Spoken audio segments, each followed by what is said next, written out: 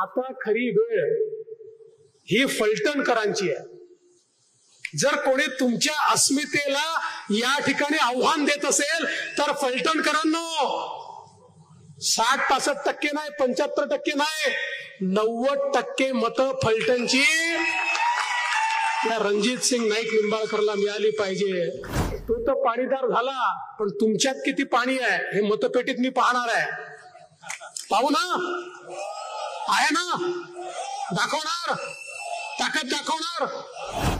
तुम्हाला एक गोष्ट या ठिकाणी सांगतो. तुम्हाला वाटत असेल की ही लढाई रणजित दादा विरुद्ध धैर्यशील मोहिते आहे, पण या लढाईच्या पाठीमागचं जर तुम्ही गणित समजून घेतलं तर एक वेगळं गणित आहे. माढा मतदारसंघामध्ये यापूर्वी ज्यावेळी देशाचे नेते माननीय पवार साहेब हे उभे राहिले त्यावेळी पवार साहेबांनी सांगितलं, मावळत्या सूर्याला साक्षी ठेवून सांगतो की या माढा तालुक्याचे सगळे पाण्याचे प्रश्न, माढा मतदारसंघाचे सगळे पाण्याचे प्रश्न मी सोडवेन. 5 वर्ष त्या ठिकाणी पवार साहेब माढ्याचे खासदार होते, देशाचे मंत्री होते, महाराष्ट्रातही त्यांचं सरकार होतं, त्यांच्याच लोकांकडे खाती होती, पण पाण्याचा एक थेंबही या ठिकाणी ते देऊ शकले नाहीत.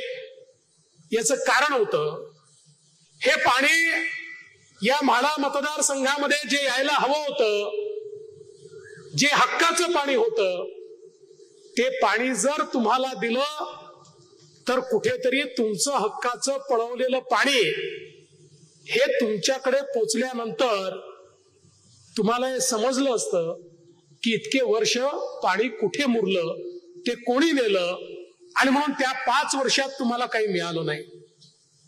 मग 5 वर्ष विजयदादांचे गेले, त्याही 5 वर्षात तुम्हाला पाण्याचा थेंब मिळाला नाही. केवळ या ठिकाणी योजनांची घोषणा व्हायची आणि मग तुम्ही रणजित सिंग नाईक निंबाळकर नावाच्या तरुणाला निवडून दिलं आणि 5च वर्षामध्ये या पठ्ठ्यानं तुमचं चोरीला गेलेलं पाणी हे तुम्हाला परत आणून दिलं.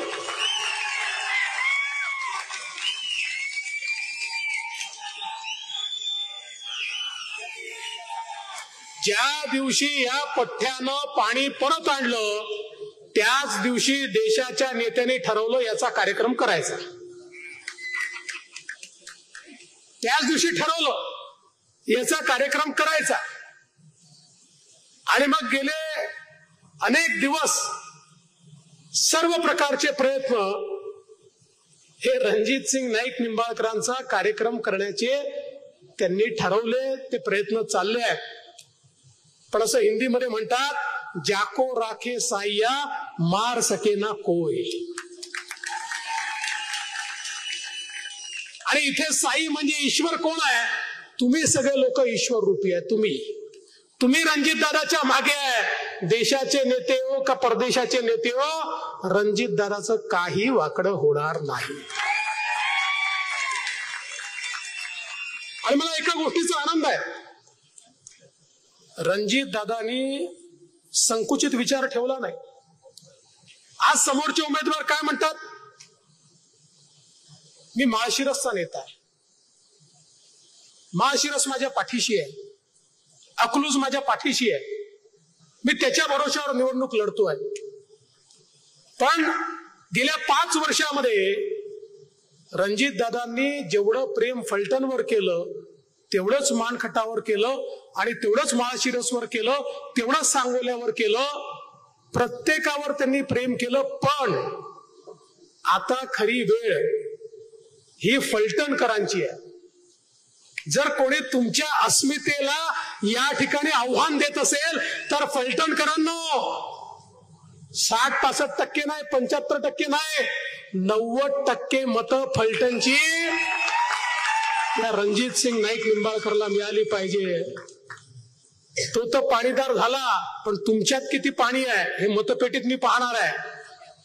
पाहू ना, आहे ना, दाखवणार, ताकद दाखवणार.